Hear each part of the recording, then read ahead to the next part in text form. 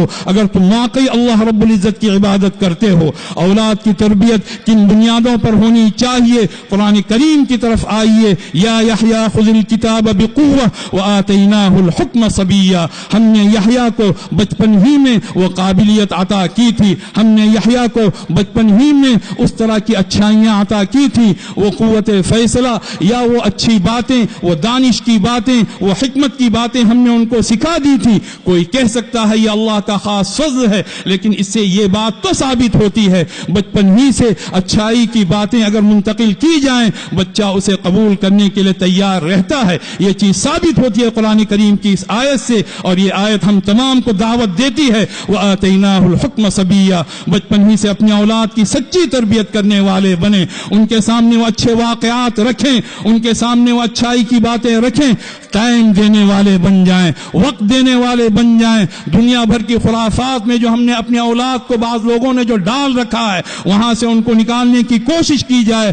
حضرت صلی اللہ علیہ وسلم کو اس قدر فکر رہتی تھی، اعدلوا بین اولادکم اتقوا اللہ واعدلوا فی اولادکم۔ حضرت صلی اللہ علیہ وسلم کا ارشاد ہے اپنی اولاد کے تعلق سے اللہ سے ڈرو اور اپنی اولاد کے تعلق سے انصاف سے کام لو۔ یہ کون سا انصاف ہے؟ اللہ تعالیٰ نے اولاد کی نعمت نصیب فرمائی اور ہم ان کو خدا نہ خواستہ جہنم کا کندہ بنانے پر تل جائیں۔ یہ اولاد کے ساتھ ہماری انتہا درجے کا ظلم اور ہماری طرف سے انتہا درجے کا تشدد سمجھا جائے گا۔ اپنی ایک ایک اولاد کو جو ہمارے لیے پھول کے مانند ہیں ان کو واقعی جنت کا پھول بنانے کی کوشش کریں۔ یہاں جس طرح جتنی تعداد ہونی چاہیے اتنی تعداد ہے نہیں، قلت تعداد کے تعلق سے فکر کی ضرورت نہیں، لیکن بات پہنچائی جائے کہ اللہ تعالیٰ نے جو ذمہ داریاں عطا کی ہیں ہم تہجد گزار بن جائیں، بہت مبارک، ہم اللہ کے مقرب ترین بندے بن جائیں، مبارک، لیکن یہ ہماری ذمہ داری۔ یا ایھا الذین آمنوا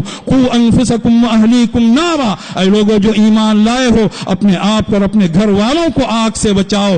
گھر والوں میں اس کی اولاد بدرجہ اولا شامل ہے۔ آگ سے بچانے کا انتظام کرنا والدین پر فرض، نمازوں کے تعلق سے ان کو تلقین کرنا، ان کو تعلیم دینا، جس طرح مروا اولادکم آیا ہے اسی طرح علموا اولادکم بالصلاح آیا ہے۔ نمازوں کے تعلق سے تلقین، 10 سال کی عمر کے بعد بھی نماز نہ پڑھنے پر اس کی کچھ تادیب کرنا، اس کی ہلکی پھلکی پٹائی کرنا، اس کا حکم نبی اکرم صلی اللہ علیہ وسلم نے دیا ہے۔ کیا ہم میں سے کوئی اس طرح کی چیزوں کو ایسی اہمیت دیتا ہے؟ اپنے دل پر ہاتھ رکھ کر بتایا جائے کہ کیا ہم اپنی اولاد کی تربیت کے تعلق سے اس طرح سنجیدہ ہوئے ہیں جس طرح اللہ کے رسول صلی اللہ علیہ وسلم نے ہمیں سنجیدہ بنانا چاہا، جس طرح اللہ کی کتاب پوری سنجیدگی کے ساتھ دعوت دیتی ہے۔ حضرت یحییٰ علیہ السلام کے بارے میں اللہ نے ارشاد فرمایا وَآتَيْنَاهُ الْحُكْمَ صَبِيًّا وَحَنَانًا مِّن لَّدُنَّا وَزَكَاةً وَحَنَانًا مِّن لَّدُنَّا وَزَكَاةً۔ ہم نے اپنی طرف سے نرمی، مودت، رحمت، مہربانی ان کو عطا فرمائی۔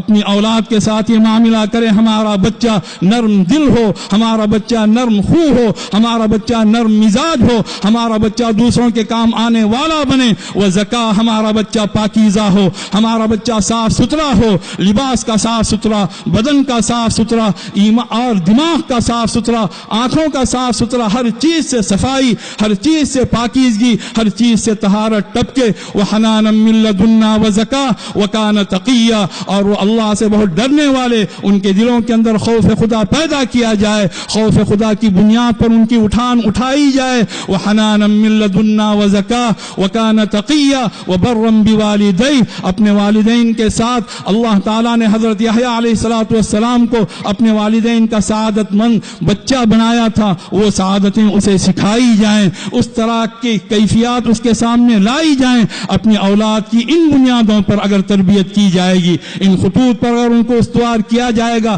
آج ہم جانتے ہیں کتنے ماں باپ ایسے ہیں جو یہ کہتے ہیں بچہ لڑ کر آ جائے، اس نے تمہیں گالی دی تو تمہیں جواب میں 1 کی 10 سنانا چاہیے تھا، اس نے تمہیں 1 مار ماری تمہیں 10 مار مارنی چاہیے تھی۔ اس طرح کی تربیت، اس کے اندر ایک تشدد کا مزاج، اس کے اندر ایک لڑنے کا مزاج، اس کے اندر فساد کا مزاج، اور یہ بھی بچوں کی لاڈ کے عنوان پر اور بچوں کے پیار کے عنوان پر اس طرح کی چیزیں جو کی جاتی ہیں، ہم اپنی اولاد کو تباہ کرنے والے سمجھے جائیں گے۔ وہ حنان ہو، وہ محبت ہو، وہ اچھا جذبہ ہو۔ اسلام کا تعارف ہی نبی اکرم صلی اللہ علیہ وسلم نے صبر و سماحت سے فرمایا، ایمان کا تعارف ہی نبی اکرم صلی सल्लल्लाहु अलैहि वसल्लम ने तय्यबुल कलाम और इताम उत्ताम से फरमाया है। इसके बरअक्स बात है, आप सल्लल्लाहु अलैहि वसल्लम से पूछा गया मल इस्लाम, क़ाल तय्यबुल कलाम व इताम उत्ताम, इस्लाम क्या है? हज़रत सल्लल्लाहु अलैहि वसल्लम ने इरशाद फरमाया पाकीज़ा बोल बोलना, गरीबों को खाना खिलाना,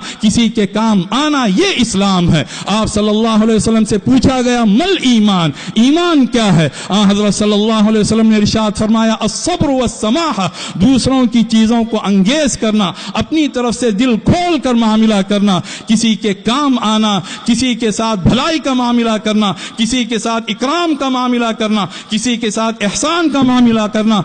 इन खुतूत पर अपनी औलाद की उठान उठाइए और अपनी औलाद की सच्ची तरबियत करने वाले बनिए और इस तरबियत को घर घर आम करने की कोशिश कीजिए। फिर यही औलाद हमारे लिए बुढ़ापे का सहारा, यही औलाद हमारे दुनिया से जाने के बाद में हमारे लिए दुआएं करने वाली और अल्लाह के दरबार में हमारे मकाम को बुलंद करने वाली बनेगी। इस औलाद के साथ बहुत ज्यादा एहतियात का मामला, बहुत ज्यादा इंसाफ का मामला, बहुत ज्यादा एहसान का मामला, बहुत ज्यादा इकराम का मामला, बहुत ज्यादा अच्छाई का मामला अपनी तमाम औलाद के साथ करने वाले हम बने। और सबसे बढ़कर अल्लाह के दीन की वक़ात, अल्लाह के दीन की कदर व कीमत उनके ज़हन दिमाग में इस तरह नक्श कीजिए, इस तरह नक्श कीजिए, इस तरह नक्श कीजिए कि दुनिया की बड़ी से बड़ी दौलत अगर उनके सामने आ जाए, अल्लाह के दीन के मुकाबले में वो लात मारने वाली बल्कि उस पर थूकने वाली बन जाए। इस तरह अल्लाह के दीन की कदर व कीमत के साथ अगर हम अपनी औलाद की सच्ची तरबियत करेंगे